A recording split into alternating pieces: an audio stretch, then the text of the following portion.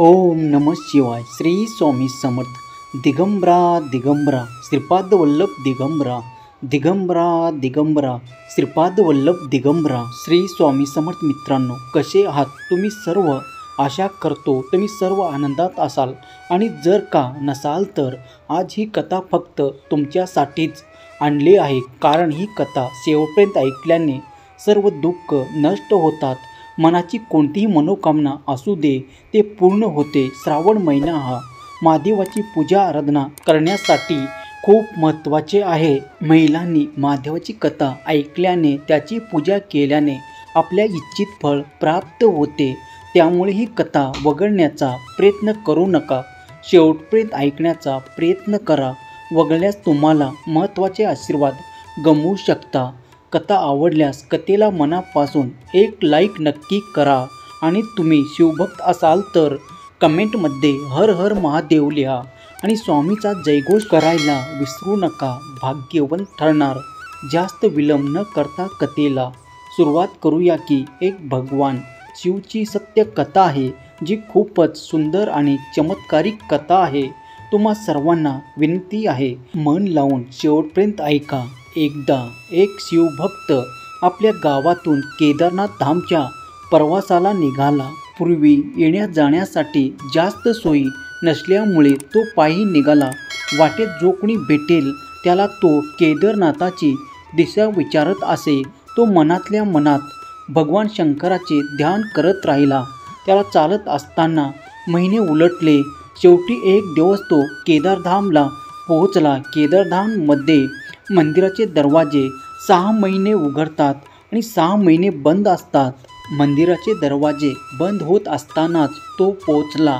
पंडितजींना प्रार्थना केली, कृपा दरवाजे उघडा, पण मला परमेश्वराचे दर्शन द्या. पण तिथला नियम असा आहे की एकदा दरवाजा बंद झाला की पुन्हा उघडत नाही. नियम हा नियम असतो. तो खूप रडला. भगवान शंकराची वारंवार आठवण करून दिले की हे प्रभू, मला तुमचे दर्शन एकदाच दाखवा. सर्वांना प्रार्थना करत होता पण कोणी ऐकले नाही. पंडितजी म्हणाले, आता इथे 6 महिन्यांनी या. इथले दरवाजे 6 महिन्याने उघडतील.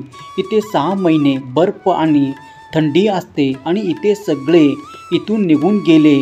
तो तिथेच रडत राहिला. रडत रडत रात्र पडू लागले आणि आजूबाजूला अंधार पडला. पण त्याला आपल्या शिवावर विश्वास होता की तो आपल्याला नक्कीच आशीर्वाद देईल. बरेच दिवस चालल्यामुळे त्याला खूप भूक आणि ताण लागलेली होती. त्याला कुणीतरी येत असल्याचे जाणवले. एक संन्यासी बाबा त्याच्याकडे येताना दिसला. तो संन्यासी बाबा त्याच्याजवळ येऊन बसला. संन्यासी बाबांनी विचारले, बेटा, तू कुठे आलास? त्याने संपूर्ण कथा सांगितले आणि म्हणाले, बाबाजी, माझे इथे येणे व्यर्थ गेले. बाबाजींनी त्यांना समजून सांगितले आणि जेवणही दिले. आणि मग बाबा बराच वेळ त्याच्याशी बोलत राहिले. बाबाजींनी त्याची दया आली. तो म्हणाला, बेटा, मला वाटते की सकाळी मंदिर नक्की उघडेल आणि तुम्हाला नक्कीच बघायला मिळेल. बोलता बोलता या भक्ताला कधी झोप लागली ते कळालेच नाही. सूर्याच्या मध्यम प्रकाशाने भक्ताचे डोळे उघडले. त्याने बाबांना इकडे तिकडे पाहिलं, पण तो कुठंच नव्हता. काही समजण्याआधीच त्यांनी पंडितजींना त्याच्या संपूर्ण ग्रुपासोबत येताना पाहिले. त्यांनी पंडितजींना प्रणाम केला आणि म्हणाले, काल तुम्ही म्हणाले होते की 6 महिन्यांनी मंदिर उघडेल आणि दरम्यान इथे कोणी येणार नाही, पण तुम्ही सकाळीच आलात. पंडितजींनी त्याच्याकडे लक्षपूर्वक पाहिले, ओळखण्याचा प्रयत्न केला आणि विचारले, मंदिराचे दरवाजे बंद असताना आलेला तूच आहेस का, ज्याला मी भेटलो 6 महिने उलटून गेल्यावर तू परत आलास? तो माणूस आश्चर्याने म्हणाला, मी कुठेही गेलो नाही. मी तुला कालच भेटलो. मी रात्री इथेच झोपलो. मी कुठेही गेलो नाही. पंडितजीच्या आश्चर्याची सीमा नव्हती. तो म्हणाला, पण मी 6 महिन्यापूर्वी मंदिर बंद करून निघून गेलो होतो आणि आज 6 महिन्यांनी परत आलो आहे. तुम्ही 6 महिने इथे कसे टिकणार? पंडितजी आणि सारी मंडळी हादरली. एवढ्या थंडीत एकटा माणूस 6 महिने कसा जगू शकतो? तेव्हा भक्ताने त्यांना संन्यासी बाबासोबतची भेट आणि त्याच्यासोबत घडलेल्या सर्व गोष्टी सांगितल्या. एक संन्यासी आला होता. तो रथच होता, लांब केसाचा होता, एका हातात त्रिशूळ होता आणि दुसऱ्या हातात डमरू होता. तो मुद्राच्या पोशाखात होता. पंडितजी आणि सर्वजण त्याच्या पाया पडले. ते म्हणाले, आम्ही आयुष्य वेचले पण परमेश्वराचे दर्शन घेऊ शकलो नाही. तुम्ही खरे भक्त आहात. तुम्ही भगवान शिवाचे प्रत्यक्ष दर्शन घेतले आहे. त्यांनी तुमच्या योग मायेने तुमच्या 6 महिन्याचे एका रात्रीत रूपांतर केले.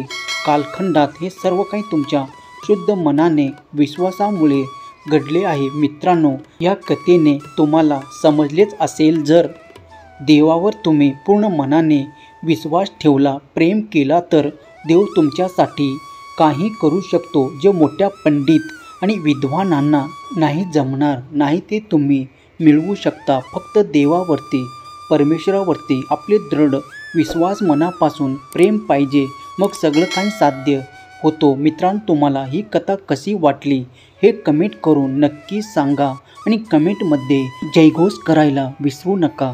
श्री स्वामी समर्थ. जय जय स्वामी समर्थ. जय शिवशंकर. नमामि शंकर. शिवशंकर शंभो.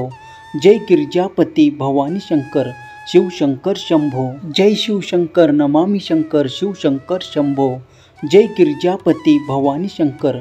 शिवशंकर शंभो. जय शिवशंकर. नमामि शंकर. शिवशंकर शंभो. जय गिरिजापती भवानी शंकर. शिवशंकर शंभो. जय शिवशंकर. नमामि शंकर. शिवशंकर शंभो. जय गिरिजापती भवानी शंकर. शिवशंकर शंभो. जय शिवशंकर. नमामि शंकर. शिवशंकर शंभो. जय गिरिजापती भवानी शंकर. शिवशंकर शंभो. जय शिवशंकर. नमामि शंकर. शिवशंकर शंभो. जय गिरिजापती भवानी शंकर.